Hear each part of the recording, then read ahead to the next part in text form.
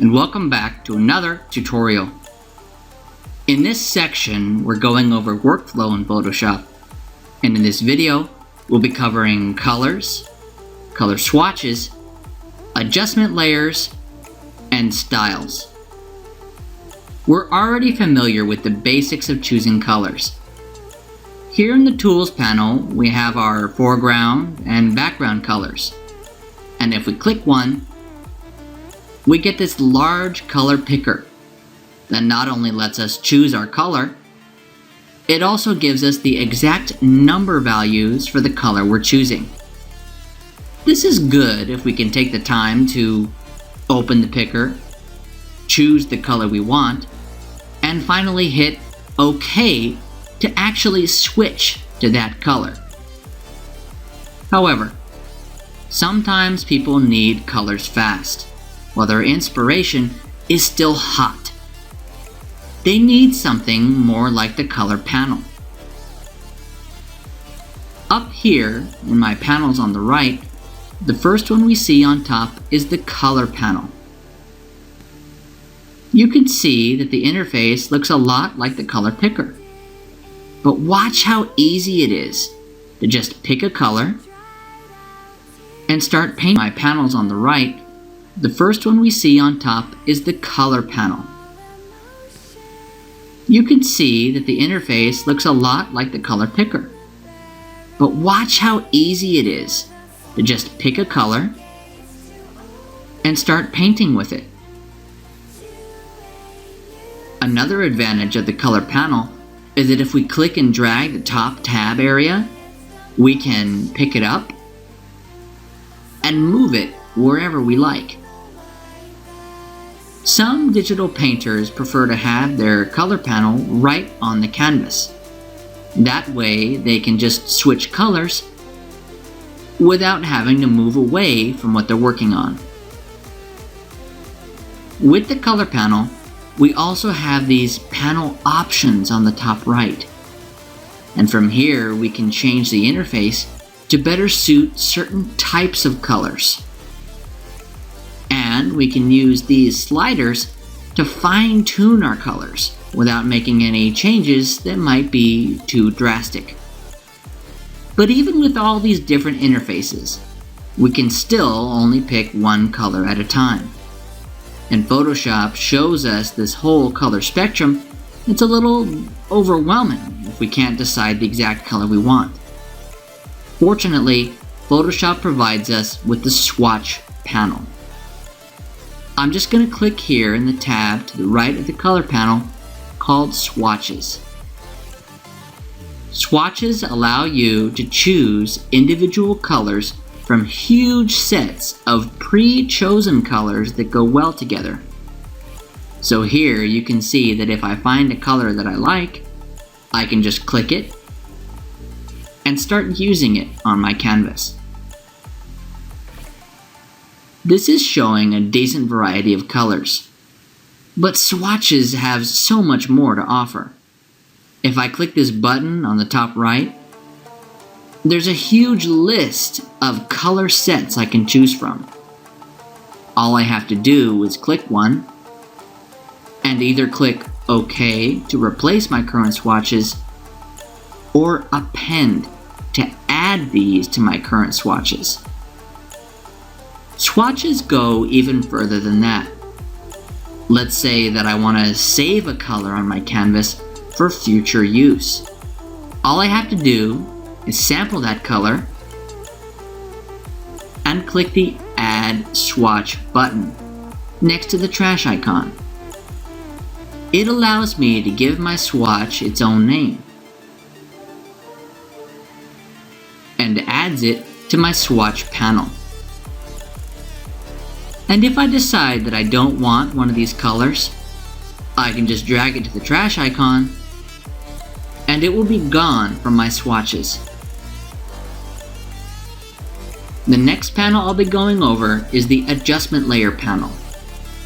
I'm just going to click this adjustment layer near the middle, called Black and White. You can see that it added a new layer in my Layers panel, and my Properties panel has popped up with all these sliders.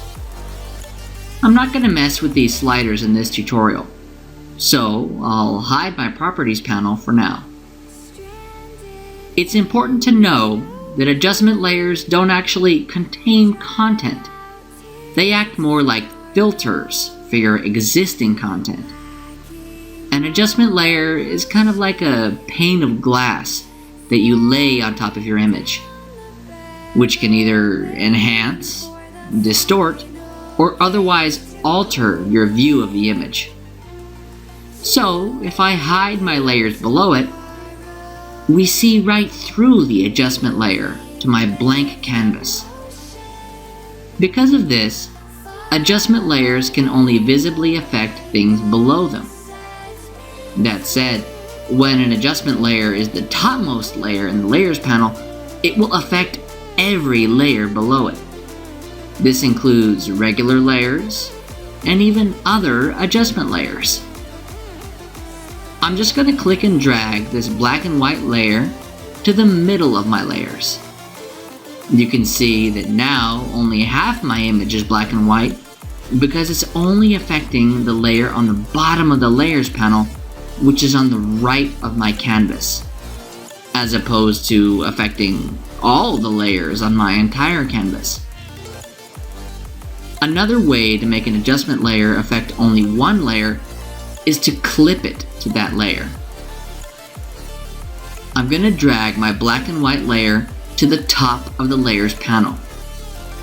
Then I'll press and hold my Alt key on my keyboard. Then I'll click between my black and white layer and my left layer. Now, even though the adjustment layer is technically on top, it's only affecting one layer below it, because it has been clipped to that layer. You may have noticed by now that there's a white box on my adjustment layer. This is called a layer mask. It's not quite time to get into layer masks, but I will say that when it comes to layer masks, white reveals and black conceals. Since this layer mask is entirely white, it's showing all of my adjustment layer. If I want, I can just get a black brush and start painting in my adjustment layer. Basically, by painting in the layer mask, I can either hide or show any area of the adjustment layer whenever I want. Masks aren't exclusive to adjustment layers. They're a wonderful feature in Photoshop, and I'll definitely show you more on how to use them later on in this course. Another thing we can do with our layers is add something called layer effects. They're located in the bottom of the layers panel near the left with the little FX icon. If I click this and select a layer effect, I am met with an extensive dialog box with many different options. This can be a little daunting, so I'm going to hit cancel and go straight to my Styles panel. Styles are presets of layer effects. If I click one, you can see it really changes the look of my layer. Back in the Layers panel, you can spot the layer effects that are being applied directly below the layer you've selected. Unlike adjustment layers, styles will replace each other if you apply them to one layer. So I can just keep clicking different styles, and they won't stack on top of each other or combine in any way. As with most presets, we can find more by clicking the panel's Option button. Here we're met with entire sets of styles to try. Some of them are best suited for buttons, photographs, or text. If I decide that I don't like a style that I've already applied, I can just go over to the Layers panel and drag the Effects option down to the trash icon. Okay, That will do it for the color, swatches, adjustments, and styles panels. I will go over some more workflow features in the next video.